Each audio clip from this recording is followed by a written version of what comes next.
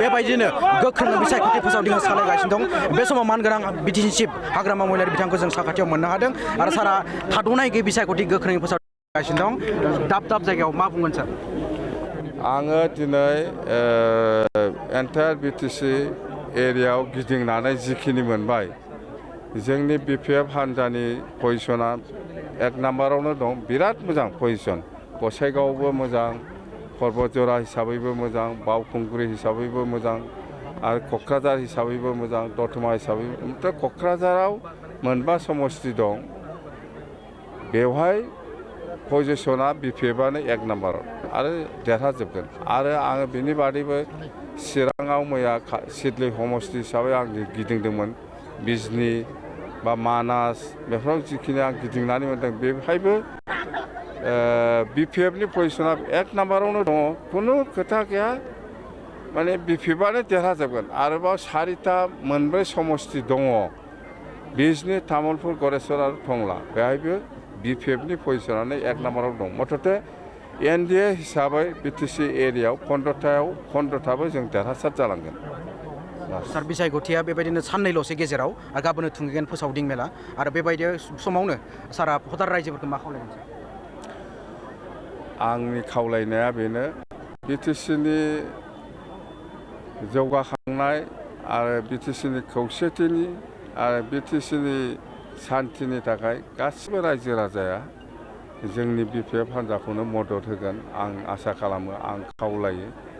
बिटिसिनि जौगाखांनाय आरो बिटिसिनि सान्थिखौ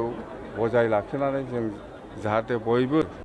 हारि माहारि ज' जानानै खामानि मावलांनो हायो बेनि थाखाय जोंनि बिपिएफ हान्जानो सुबिदा जुदि होयोब्ला जों मावलांनो हागोन जों बेखौनो खावलायो मुस्लिमखौबो जों खावलायदों बर'खौबो जों खावलायदों बेंगलिखौबो जों खावलायदों राजबंसिखौबो जों खावलायदों गरखाफोरखौबो जों खावलायदों हिन्दी भाषिफोरखौबो जों खावलायदों मथथे नाथजुगि सुत्रधर जेसेबां जाथि दङ गासिबो जाथिनि दैदेनगिरिफोरजों जोङो रायलायदों जे नोंथांमोना एबार एसेम्बलि इलेक्सनाव बिटिसिनि 15था समस्तियाव जोङो एनडिए हिसाबै जिथु केन्डिडेट होदों बे केन्डिडेटखौनो सापर्ट खालामनानै जोंखौ देरहासार खालामखांनायनि उनाव नोंथांमोननि जिथु समस्या जातीय समस्यायानो होन बा जौगाखांनायनि समस्यायानो होन बेफोरखौ जोङो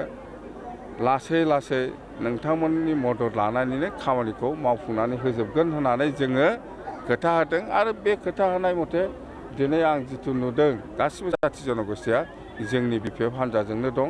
आरो देरहासार खालामगोन आरो आंहा मोनसे फोथायनाय दं थांनाय समाव जेरै जोङो ज' खौसेथि आरो सान्थिखौ लाखिनानै खामानि मावबाय थानो हादों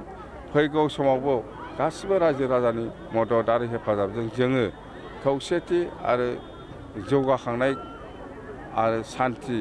बेनि थाखाय जों खामानि मावलांनो हागोन होननानै आंहा मोनसे फोथायनाय दं मन्थ्रिया उनाव जागोन इलेक्सना जोबनो होगोन रिजाल्टआ ओंखारनो होगोन मन्थ्रियाथ' थाखागोन बिदि सासे मोनो सानै मोनो साथाम मोनो बिनि सायाव जोङो दाबो सावरायनाय जाथ'वाखै खिन्थु जोङो बिपिएफ हान्जाया मन्थ्रिया थागोन बे नंगौ बिथाङानो जाहैबाय बिटिसिनि चिफ मानगोनां हाग्रामा महिलारि बिथाङा गावनि अनसुलि बिसि बिपिएफनि बिजाथि